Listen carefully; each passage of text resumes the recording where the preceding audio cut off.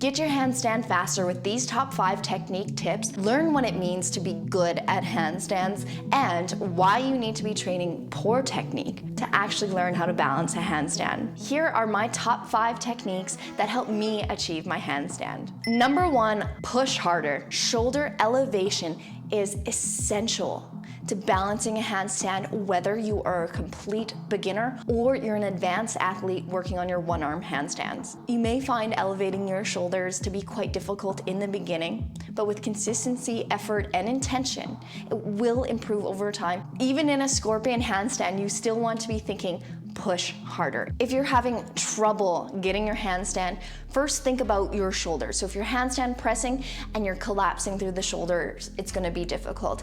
If you're holding a regular handstand and you try and elevate your shoulders after getting to the handstand, it's going to be quite difficult. If you need shoulder elevation drills, check out any of my workouts, specifically the How to Master Handstand Walking video.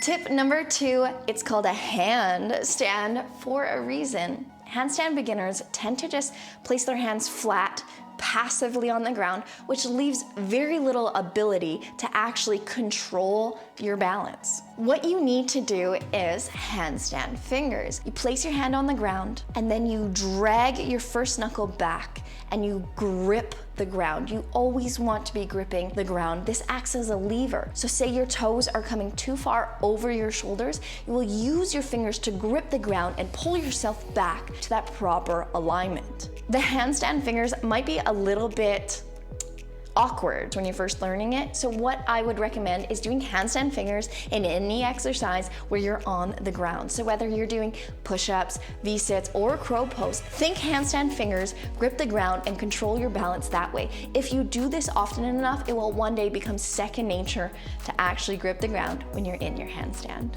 Number 3, where should you look in a handstand? That depends on what handstand variation you're going for. The first step to this cue is to find something small that you can set up to focus on. If you want to find a beautiful straight handstand, you want to be looking in between your pointer finger and your thumb. So you would set your cue up right in the middle. As a beginner, you would tend to look in front of your hands, which really pulls the shoulders out of the most ideal position for a straight handstand and creates more of a banana back.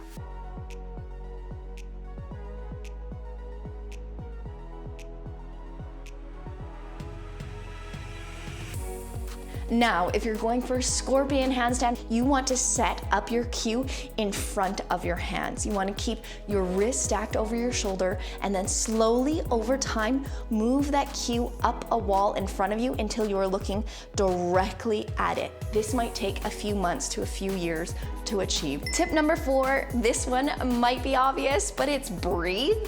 Most people actually forget how to breathe when they go upside down, so it's something that we have to actually consciously think of until it becomes second nature again. When you're in a handstand, you actually want to be breathing the same as you would when you're standing. If you're having trouble finding that consistent breath, you can set up a metronome on your phone and try to breathe to that beat. If you find that you absolutely cannot breathe in your handstand, then focus on relaxing your core, pushing through your shoulders more, gripping the ground, and doing a little bit of hip extension instead of having your hips piked. Last tip for today is to communicate with your lower body. Our lower body can often be the source of our biggest falls, whether that's just slamming over onto your feet or onto your back, or running to try and balance your handstand, but you can't outrun your feet falling over. So what we need to do is we need to neurologically connect with our lower body. It's really nice if you have a partner who can hold you and then place a yoga block in between your knees or place their hand in between your knees to signal you to squeeze it and keep your legs together. If that's not possible, if you don't have a partner, choose something soft that you could put between your legs, say like a towel. And if that's not possible for you, because it can be quite difficult to kick up with something between your knees, then put a hip circle around your knees to help remind you to keep your legs together. If you're doing a scorpion handstand, then you might want to use a gymnastics ball and hold it between your feet. And now for the big debate, is using poor technique the secret to getting better at calisthenics? Having somebody come up to you in the gym and tell you that you're using poor technique is so frustrating. This happened to me the other day. If we only performed exercises and skills that we were 100% good at, we wouldn't get better at calisthenics or anything in life. I believe that training should be a mix of learning new skills, which means failing at new skills, and perfecting the basics. It is truly important to focus on the basics because they are the foundation that you will build all your other skills upon, and without that foundation, you're not going to advance very high. So how do we combine these two things together? Well, for me, when I was learning to muscle ups, I spent at least 80% of the time working on the basics: high pulls, straight bar dips, and L hangs. But no matter how much I worked on the basics, it wouldn't actually teach me how to muscle up. I actually have to try muscle ups. So the other 20% of the time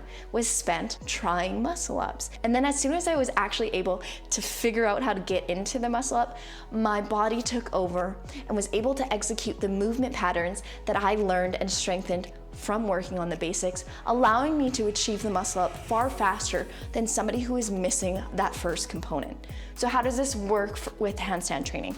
Spend 80% of your time working on the foundational skills and spend 20% of the time trying new things, failing, falling, enjoying your workout, and playing around. Those two things combined will make you excellent at handstands or any sport that you pursue. What does it mean to be good at handstands? When I'm training handstands at the gym or in public, it's really common that people want to come up and join my handstand training, and I openly welcome anybody to join me of any level. However, it is very common for that person to then tell me that they're not good at handstands, to which I always respond, it's not that you're not good at handstands, and it's not that I'm better at handstands, it's just that I've practiced more, I have different values, and handstands are a big component of my life. Don't compare your chapter 1 to somebody else's chapter 20. So let me stop you here and say that it's time to reframe your mindset when it comes to learning new skills. Firstly, define what being good at handstands means to you. Does it mean being able to hold a handstand against the wall? Does it mean just being able to hold a 2-second handstand? Does it mean doing handstand push-ups or walking on your hands or handstand presses? Holding a 2-second handstand alone is a big accomplishment. Now, there's so much more involved in a handstand, like shoulder mobility and learning handstand drills. So if you need a place to start today, try my beginner handstand follow-along workout and comment below saying that you need a follow-up to this video, and let me know what you want to learn about handstands. Thank you so much for joining me. My name is Summerfunfitness.